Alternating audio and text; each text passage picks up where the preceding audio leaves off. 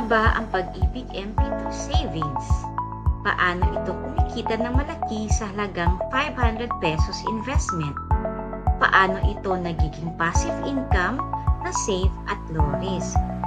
Kung interesado ka, samahan niyo akong alamin ang tungkol sa Pag-ibig MP2 at may paliwanag sa video ito. Huwag kalimutan mag-like at mag-subscribe. Batay sa aking pananaliksik, ito ang mga dapat nating alamin. Ano ang Pag-ibig MP2 at paano ito naiiba sa regular na Pag-ibig Savings? Pangalawa, paano ako makakapagsimula sa MP2 investment gamit ang halagang 500 pesos at paano ito maaaring maging source ng passive income? Pangatlo, sino ang maaaring mag-invest sa Pag-ibig MP2 at ano ang mga kwalifikasyon?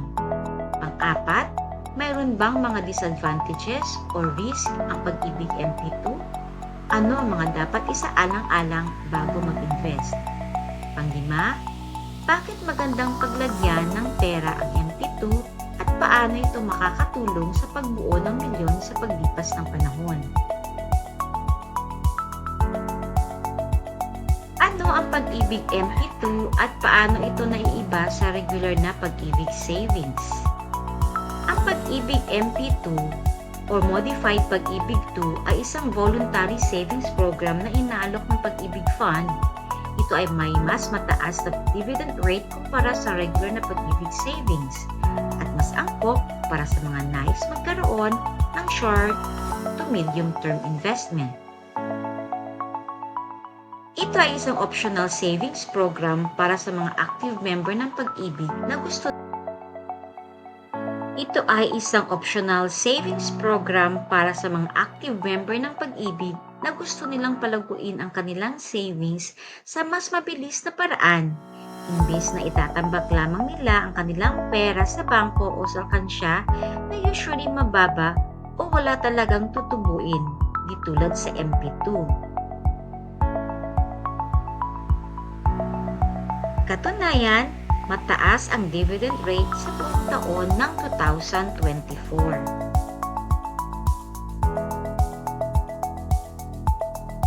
Sa ganitong klaseng dividend rate, nagagawa ng Pag-ibig na makapagbigay dahil ang Pag-ibig ay in-invest ang mga funds para sa housing, finance, government securities, corporate bonds. Ito ang dahilan ng pabago-bago ang dividend rate every year depende sa kinikita ng Pag-ibig. Ang MP2, mas mataas ang kita, voluntary, at may 5-year maturity period. Habang ang regular Pag-ibig, required para sa mga empleyado, mas mababang kita at ginagamit bilang housing loan fund.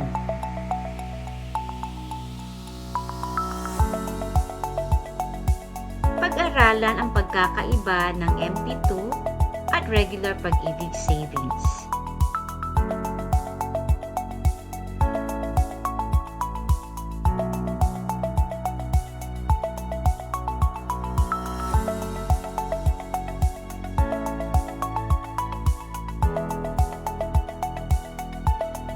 Halimbawa ng monthly savings of 500 for 1 year.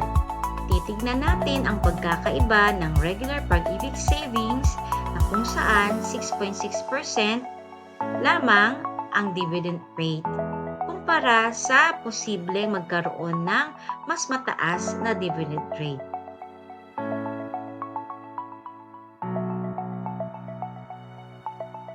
Ito pa, nakakapagbigay sa atin ng ilustrasyon na kung saan malaki ang naitutulong ng MP2.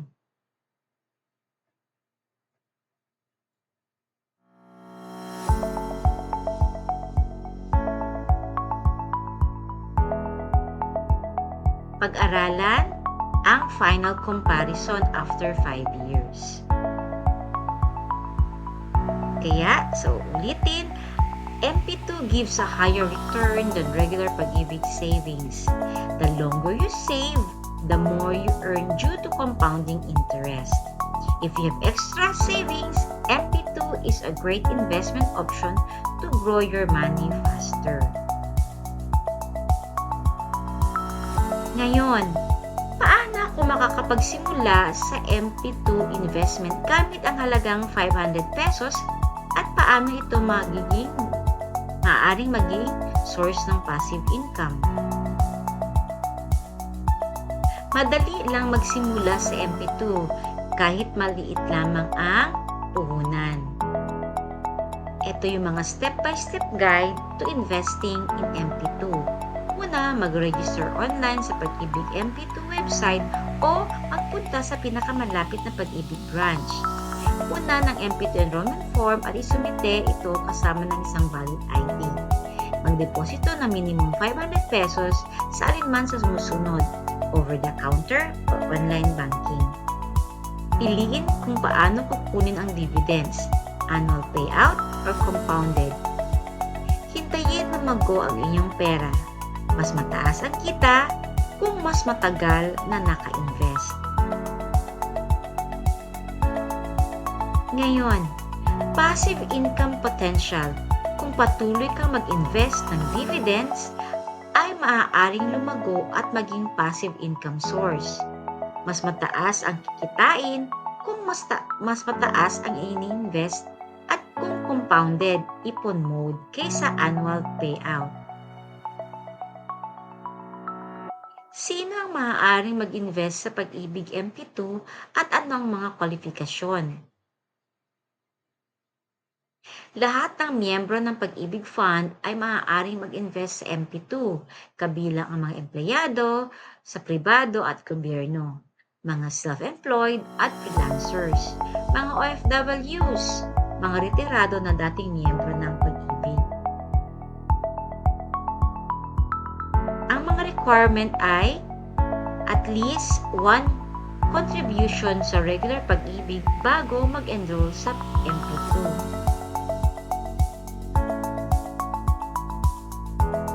Bang mga disadvantages or risk ang Pag-ibig MP2? Ano ang mga dapat isaalang-alang bago mag-invest? Bagamat maganda ang MP2, may ilang disadvantages at risk din. Yung dividend rate ay hindi fixed. Pwedeng mababa, pwedeng mataas. Meron din itong 5-year lock-in period. Ibig sabihin, hindi mo sila ma-withdraw nang gusto mo lang. Hindi agad ma-liquidate. Bakit magandang paglagyan ng pera ang MP2 at paano ito makakatulong sa pagbuo ng milyon sa paglipas ng panahon? Bakit magandang MP2? Kasi ito ay tax-free. Ito din ay backup ng government at may competitive returns. Paano magkapera at o magkamilyon sa MP2? Kapag constant kang nag-invest, kapag pinili mo yung compounded dividends, at mag-reinvest pagkatapos ng 5 years. Or kung hindi lamang minimum ang binabayad mo bawat buwan, kundi mas mataas pa doon. Magkakaroon ka ng malaking compounded dividends kung malaki din ang iyong hinuhulog. Kaya example computation, kung mag-invest ka ng 5,000 kada buwan sa loob ng 5 taon at may 6% average dividend rate, maaari kang magkaroon ng 349,943 sa dulo ng term.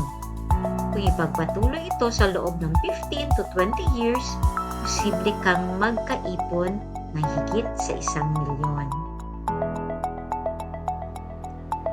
Kaya ang Pag-ibig MP2 ay isang safe, high yield at tax-free na investment para sa mga Filipino na gustong palaguin ang kanilang ipon. Kung consistent kang mag-invest at piliin ang compounded savings, makakamit mo ang financial freedom sa paglipas ng panahon. Kaya huwag mag-atubili na mag-MP2 habang tayo ay bata pa, may earnings pa, at kaya pa natin mag-ipon ng malaking halaga. Kaya tara na sa pag-ibig.